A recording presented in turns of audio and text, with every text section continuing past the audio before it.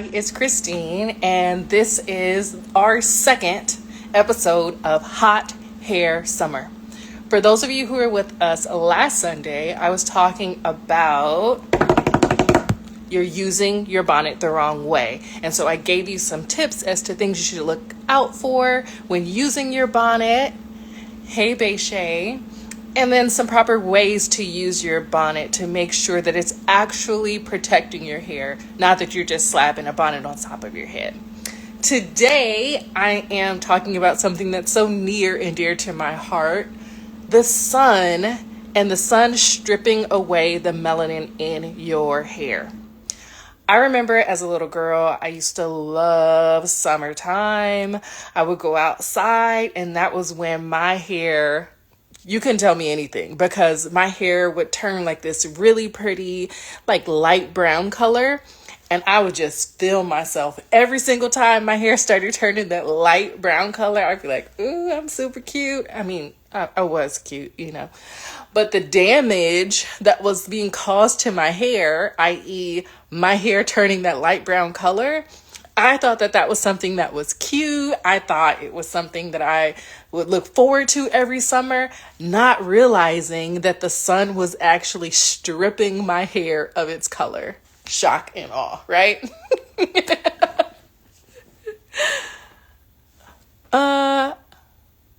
Oh, cool. Okay, thanks for joining us.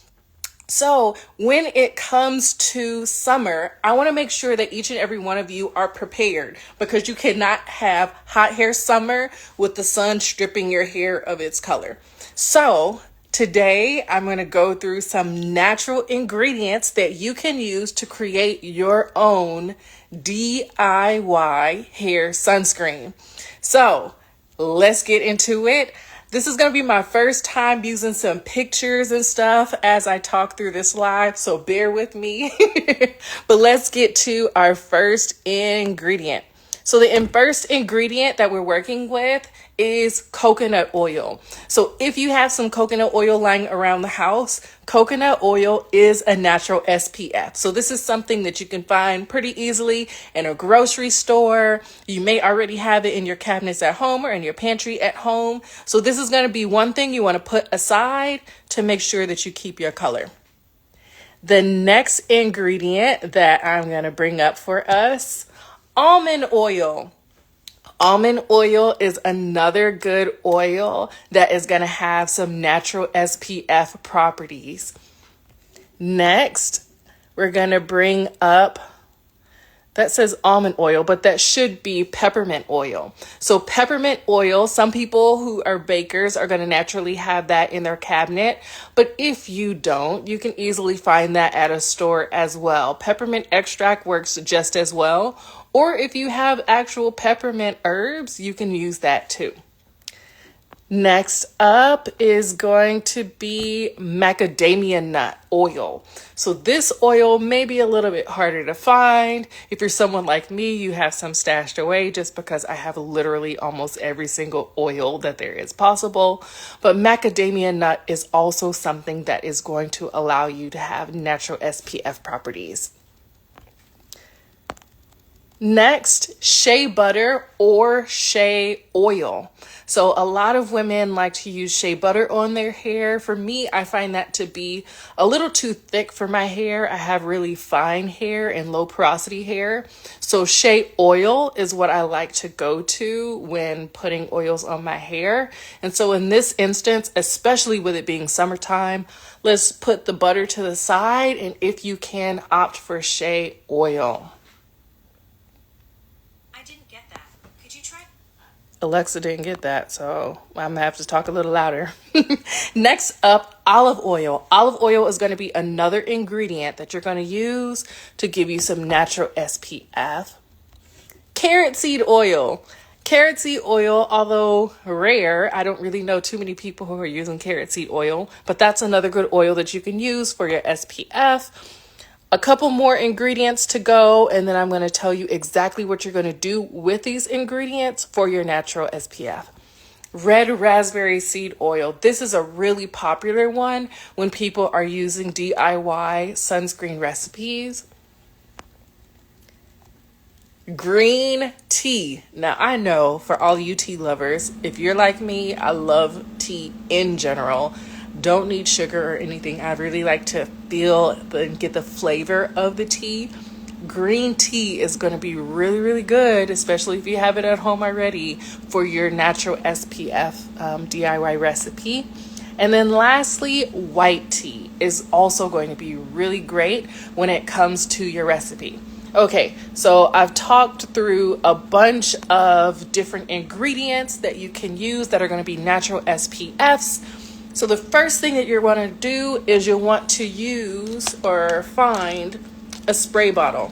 This will be a natural mister. I got this one at Target some years ago. You can also find them at Walmart. You can pretty much find them at any like main kind of store that you would go to where you would find beauty supplies. 9 times out of 10, they're going to have this somewhere nearby. So this is going to be where you're going to put your DIY recipe. And then here are going to be the foundations for your recipe. So for the recipe that you do, you want to start out with what I call your base. So your base is going to be something that is going to allow you to put everything together and to combine everything together safely. So for example, if you plan on using essential oils in your DIY sunscreen recipe, then you want to make sure that you have carrier oils. So when I talked about coconut oil or olive oil or your carrot seed oils, those are going to be your carrier oils, which are going to help to make those essential oils safe when you're putting it on your hair and on your body. In this instance, I would highly recommend, if you have green tea or white tea, to make that your base. Why? Because it is summertime. We really don't want to use something that has a whole bunch of oils. That's just going to weigh your hair down, especially in the summer. You don't want the oils leaking all onto your forehead and making you look all greasy. So I highly recommend in this instance that you use a water-based base. So again, this is going to be your green tea, your white tea. You can also use distilled water. Please don't just use tap water. Please, whatever you do in your DIY recipe, if you just go and fill this bottle up from the tap, you're going to be putting hard water minerals on your hair, which is what we don't want to do. So again, you want to use green tea as a base, white tea as a base, distilled water. You can even use coconut water, or you can even use aloe vera juice. So those are going to be the bases that I would recommend that you use for your DIY sunscreen recipe. Okay, so we talked through our ingredients. I told you about your base. Hey, Mortgage Eliminator Orlando. Hey, Zuri Amani. Hey, Aaron. And hey, Anna in the kitchen. Thank you all for joining me today. So with this formula, I gave you the tools that you needed for your base. So you're going to start with your base when you're using and filling up your bottle. The next foundational item that you can see is going to be your SPF. Those are going to be all of those ingredients that I just flipped through earlier. So if you're using green tea or white tea as your base, then throw in a little bit of carrot seed oil, throw in a little bit of almond oil or macadamia nut oil or peppermint oil. If once you add in your SPF ingredients that you want to use, the last foundational layer that you're going to put in is going to be your scent layer. Now, I'm going to pull this really close because I really want you guys to hear what I got to say when it comes to this scent layer. Okay, so you know that number curls, all we put in are 100% natural ingredients in our products. Okay, so now that I got that straight, when it comes to scent, please, please, please, please, please, please do not use any random scents for your DIY sunscreen recipe. Don't use any random fragrances. Don't use perfumes. If you're going to add a scent, I highly recommend that you use essential oils. Now, I'm going to tell you this. with this kind of warning. When you are making your DIY sunscreen recipe, you want to measure out how much base you're using, how much of your SPF ingredients you're using, and then for your scent, whenever you are adding essential oils to a DIY recipe, you want to make sure that you are using between 1 to 3% of your total formula. So let's say, for example, I'm going to put in 100 milligrams of liquid into this bottle, right? I want to make sure that no more than 3% of this 100 is going to be essential oil. So that's key.